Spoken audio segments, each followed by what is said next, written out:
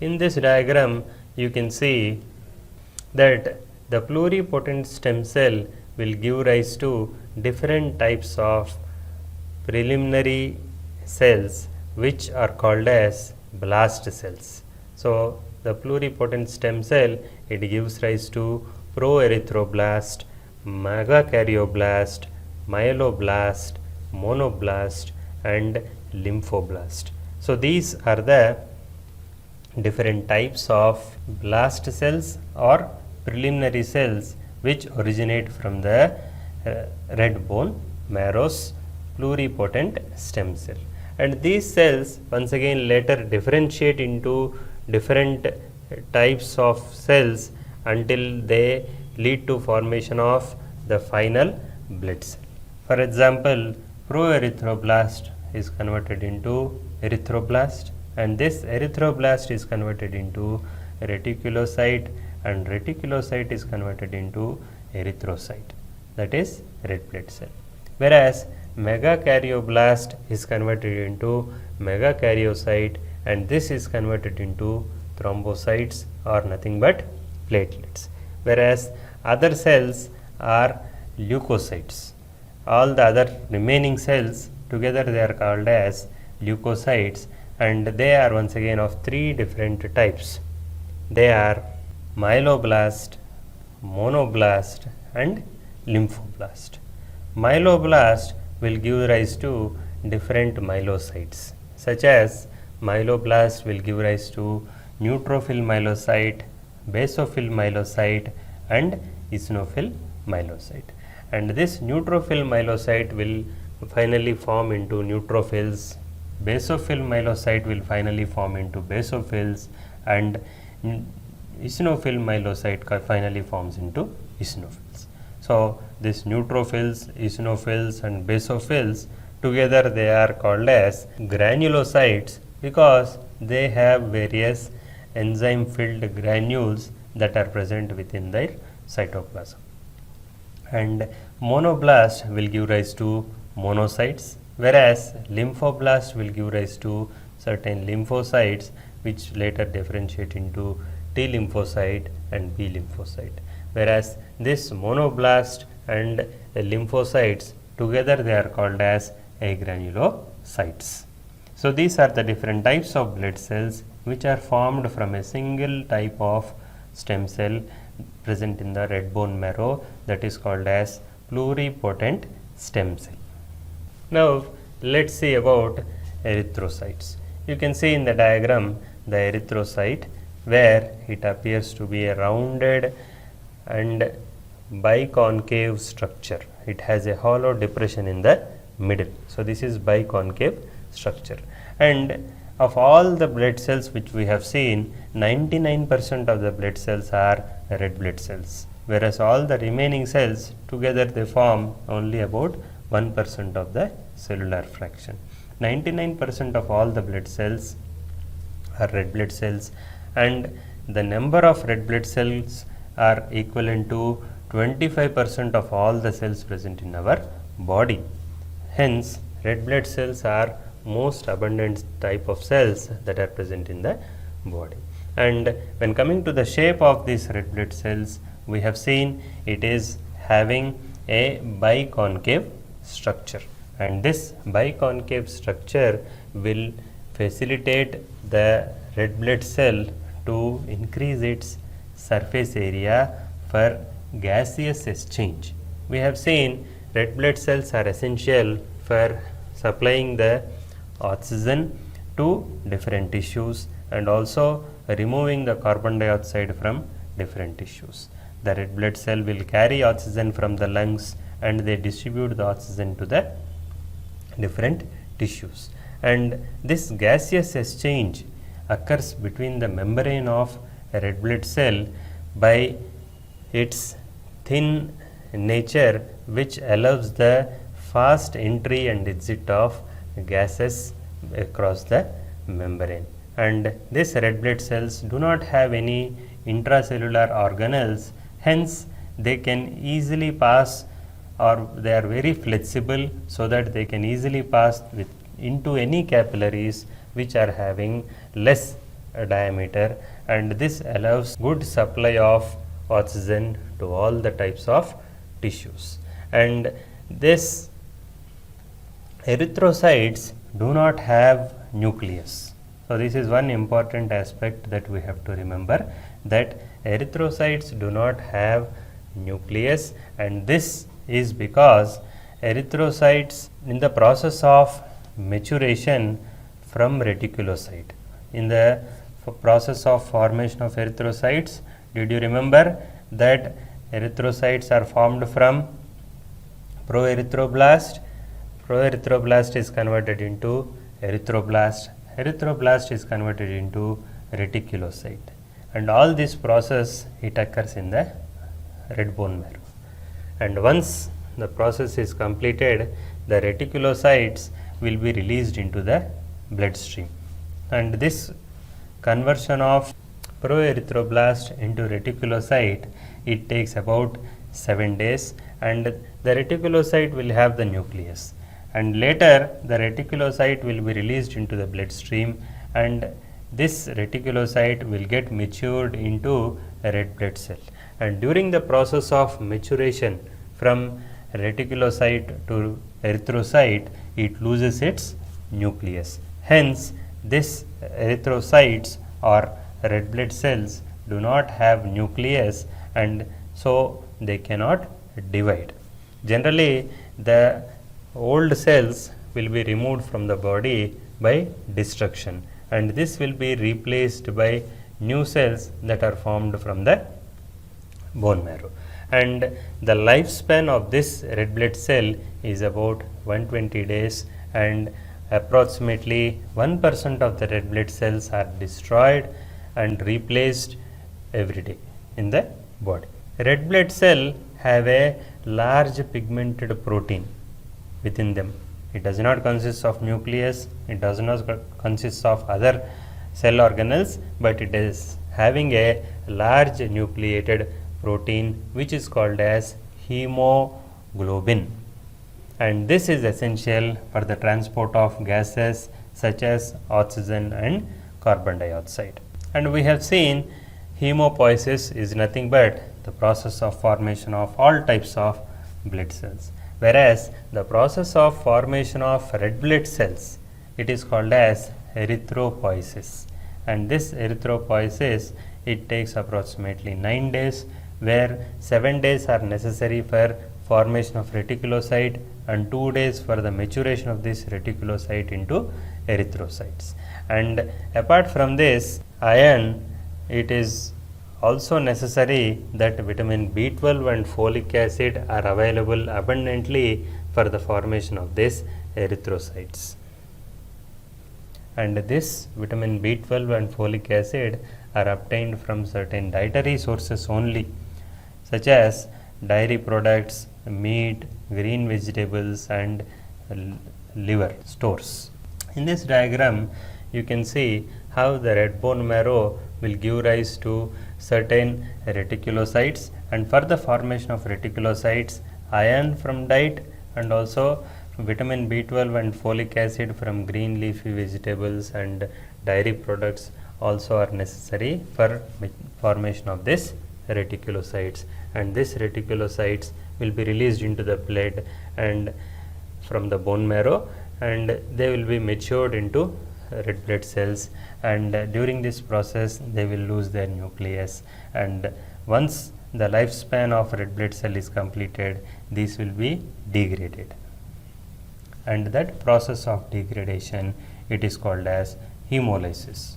We will see that in detail.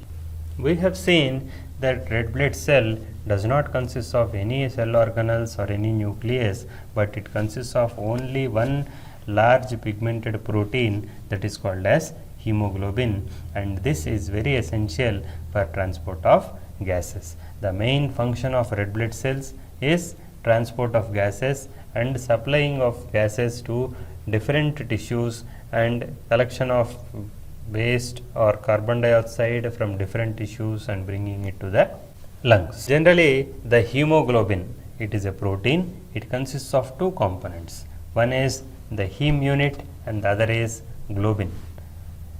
Heme unit, it is nothing but it is an iron containing unit, whereas the globin, it is a protein. Each hemoglobin molecule will have 4 heme units and 4 globin molecules which are attached with each other. Each hemoglobin will have 4 heme units and 4 globin moieties which are arranged in that fashion, and this together it is constituted as an one hemoglobin molecule. And one hemoglobin molecule will have an ability to bind with 4 oxygen molecules. One hemoglobin moiety, it can bind with 4 oxygen molecules. And imagine how many hemoglobin units are present in one red blood cell. One red blood cell will have approximately 280 million hemoglobin molecules, and an approximate of 1 billion oxygen molecules will be carried or will be bound to the total hemoglobin molecules that are present in one red blood cell. So, one red blood cell will carry 1 billion oxygen molecules, and that hemoglobin which is bound with oxygen, it is called as oxyhemoglobin, and this oxyhemoglobin gives bright red color to the blood because it is richly supplied with or richly abundant with oxygen, hence it is called as bright red in nature. And generally the arterial blood which carries oxygenated blood or which is oxygenated in the lungs, it is bright red in color, and that blood in which the oxygen concentrations are less in the red blood cells, this gives dark bluish color to the blood, that is the venous blood, the blood present in the veins, it is dark bluish in color. And this oxygen binds with hemoglobin reversibly. Reversibly in the sense it can be easily dissociated. So, once all the 4 hemoglobin molecules are bound with 4 oxygen molecules, so once each hemoglobin molecule is bound with 4 oxygen molecules, we can tell that hemoglobin is saturated, and this it is reversible binding between the oxygen and hemoglobin. And let us see what are the factors that leads to dissociation of this oxygen that is bound with hemoglobin. The factors such as low pH, low oxygen levels, and high carbon dioxide levels or high temperature. All these factors will make the oxygen to readily dissociate from the hemoglobin molecules, and these are necessary for removal of oxygen that is bound with hemoglobin. Generally, those cells which are metabolically very active, for example, when we do excessive exercise, and this excessive exercise will lead to increased metabolic activity in the skeletal muscles, and these skeletal muscles will produce various acids such as uric acid, lactic acid, and which leads to reduction in pH in those regions. Once the pH is reduced in those regions, the oxygen that is bound with hemoglobin and which is supplied to that particular muscles will readily dissociate the oxygen and will supply the oxygen to the skeletal muscles, and this oxygen will be utilized for the synthesis of energy or ATP. And in those regions where the oxygen concentrations are less, in such cases also oxygen will be readily dissociated from the hemoglobin and it is supplied to those tissues. Apart from this, metabolically active cells produce more heat, and with increase in temperature the oxygen and hemoglobin also will be dissociating and oxygen will be supplied. So, in this way the oxyhemoglobin, when it is distributed to all the tissues, it supplies the oxygen based upon the requirement of that particular tissues or based upon the conditions of that particular tissues, that is low oxygen, low pH or high temperature or high carbon dioxide. And now let us see what erythropoiesis is and what hemolysis is.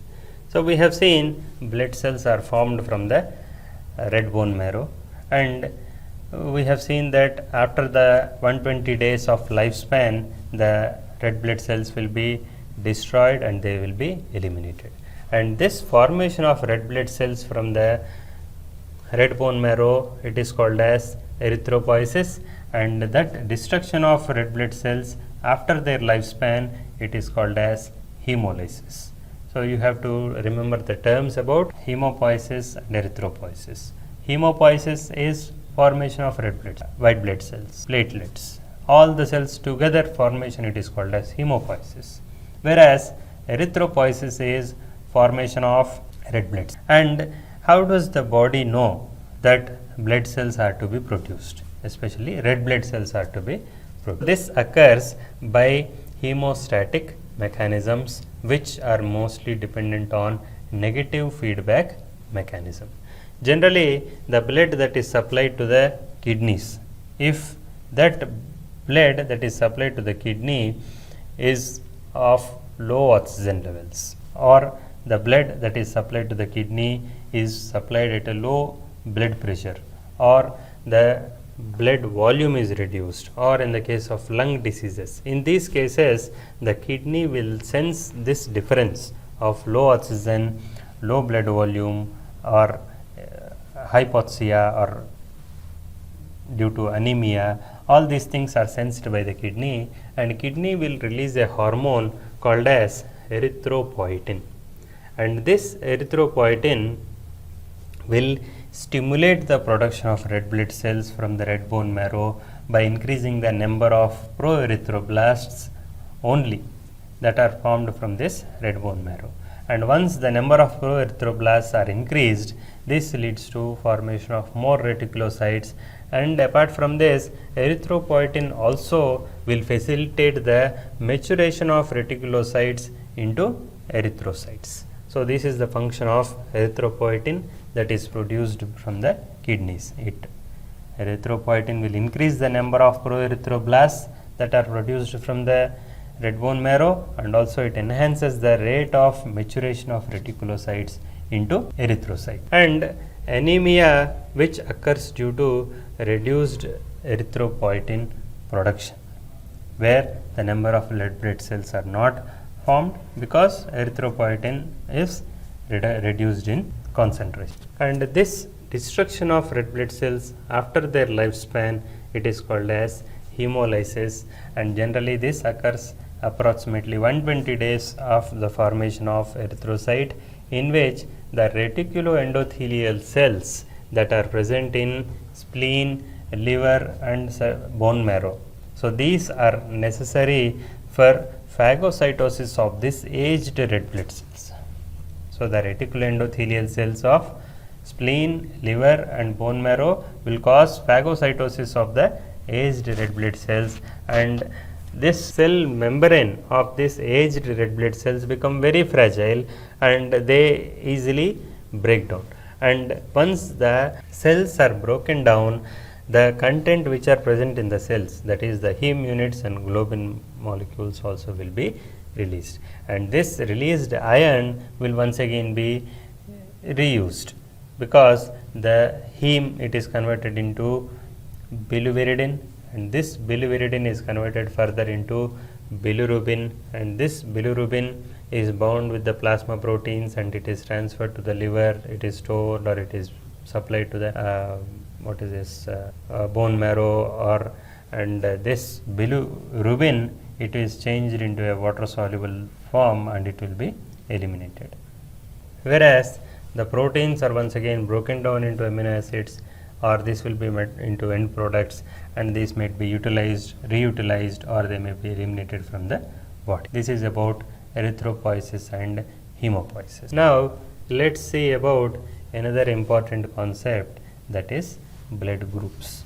We all might have heard that there are individuals with the different types of blood groups, and this different types of blood groups is based upon the type of antigen that is present on the red blood cell only.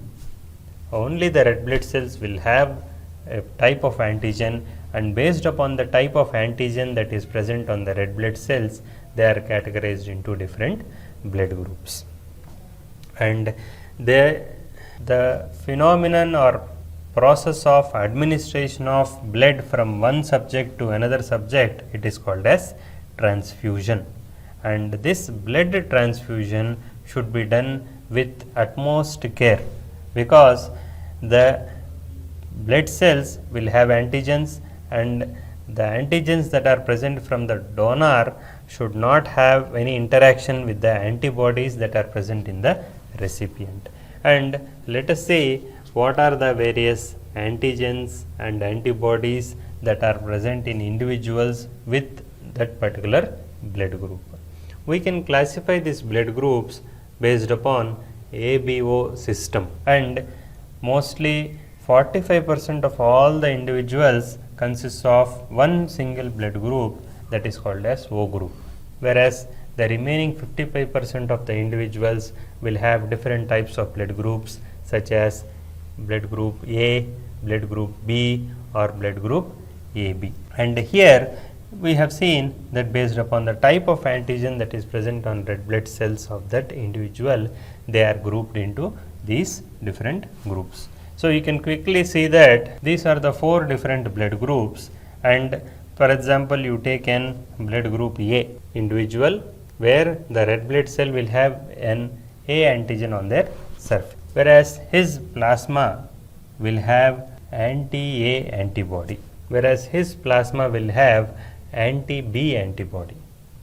In the case of blood group B, the blood cell will have B antigen and the plasma will have anti-A antibody, whereas in the case of blood group AB, the blood cell will have both A antigen and B antigen, and they don't have any antibodies, whereas in the case of O group, the blood cell will have no antigen on their surface, whereas the plasma will have both anti-A antibodies and anti-B antibodies.